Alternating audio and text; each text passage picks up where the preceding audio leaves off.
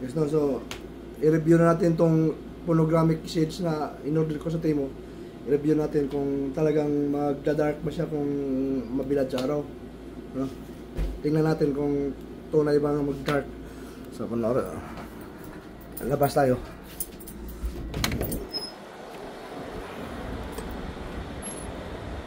Kaso, hindi ko makita kung nag-dark ba talaga. Ano tingin nyo guys? Oh. Ano, nag-dark ba? Ah, ang init eh. Oh, nag-dark. Nag-dark no. Pero hindi ganong dark. Nag-dark mo siya. Nag-dark siya. Pero hindi talagang hindi talaga siyang dark na dark. Parang ano lang. Pag isinuot natin, ganun pa rin. Parang clear pa rin yung paningin natin. Eh, nakakasilaw pa rin. So ano? Oh. Ano? Tingin nyo, nagbago? Wala. Nagbago naman, oh. Nag-dark naman. Kasi yung boses ko kasi, oh. Nag-dark naman. Oh, nag-dark naman siya. Pero iba pa rin talaga yung shades na ano na eh. Yung ganito na.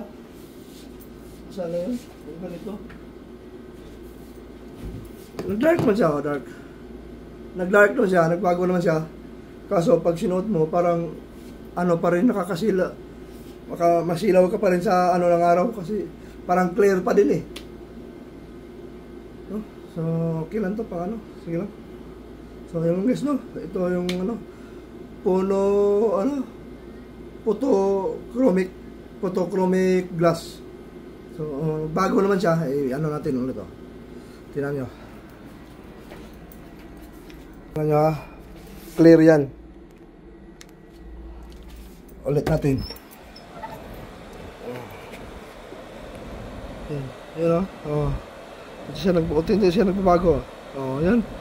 Yan, nag-dark na siya. Pero hindi yung talagang dark na dark. Ganyan lang siya, parang mild lang na dark. Oh. Kaya pag ano, nasisilaw ka pa rin sa araw. No? Oh, kita ko pa rin yung ano. Ganyan lang siya, oh. Tapos pasok natin dito sa ano. Oh. Yun, oh. Oh. So, yun lang. So, salamat and thank you.